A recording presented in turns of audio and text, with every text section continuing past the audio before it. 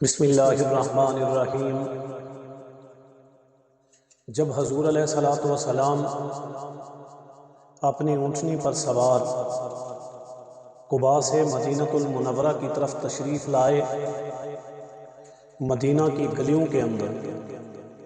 سرداران مدینہ نے آپ کا استقبال کیا اور جا بجا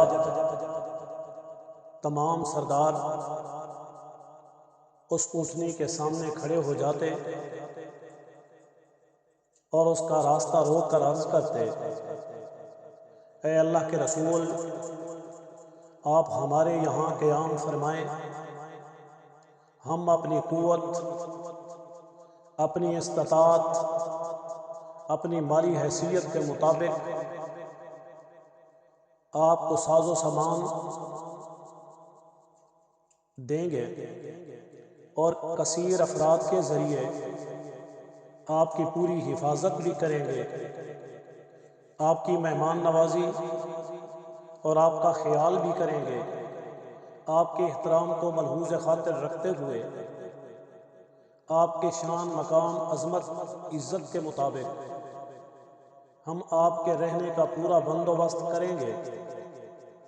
آپ علیہ الصلوۃ والسلام ایک ہی جواب دیتے کہ اسے چھوڑ دو، یہ اللہ تعالیٰ کی طرف سے مامور ہے، آپ کے کہنے سے کوئی فرق نہیں پڑے گا، آپ کا استقبال، آپ کی محبت، آپ کا تعلق اپنی جگہ مسلم ہے، لیکن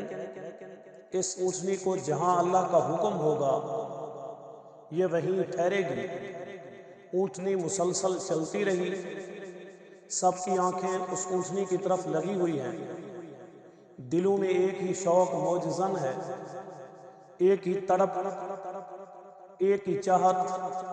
ایک ہی خواہش یہ تقاضا کر رہی ہے کہ کسی طرح رسول اللہ صلی اللہ علیہ وسلم کی میزبانی کا شرف ہمیں حاصل ہو جائے۔ جب وہ اونٹنی کسی کے مکان کے سامنے سے گزر جاتی تو اس گھر والوں پر مایوسی، نا امیدی چھا جاتی۔ اسی طرح اس کے بعد آنے والے جتنے بھی گھر تھے ان کے رہنے والوں کے دلوں میں امید کی شمع جگمگا اٹھتی۔ اونٹنی اسی طرح ایک ایک کر کے مختلف گھروں کے سامنے سے گزرتی رہی، لوگ اپنی محرومی پر خاموش ہو کر،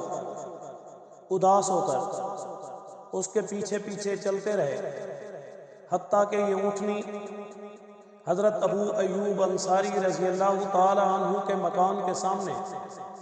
خالی پڑے ہوئے میدان میں پہنچ کر بیٹھ گئی، لیکن رسول اللہ صلی اللہ علیہ وسلم اسی طرح اس کی پشت پر برجمع اور اسی تسلی کے ساتھ بیٹھے رہے، یہاں تک کہ تھوڑی دیر گزرنے کے بعد یہ اونٹنی ایک جھٹکے کے ساتھ اٹھی اور آگے چل پڑی۔ رسول اللہ صلی اللہ علیہ وسلم نے اس کی نکیل کو ڈھیلا چھوڑ دیا، چند قدم چل کر اونٹنی دوبارہ مڑی، واپس آ کر اسی جگہ پھر بیٹھ گئی جہاں وہ پہلے بیٹھی تھی۔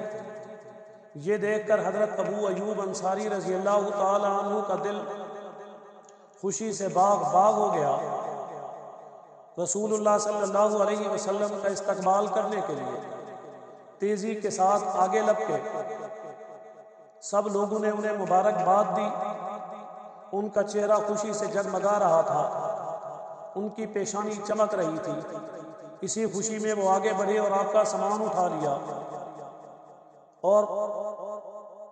بڑے خوش دلانہ انداز سے، بڑی چاہت اور محبت سے وہ اپنے گھر میں آپ علیہ الصلوۃ والسلام کو لائے۔ محسوس ایسے ہو رہا تھا ان کی خوشی سے، ان کی چاہت اور تڑپ سے، جیسے دنیا کا سارا خزانہ ان کے ہاتھ آ گیا۔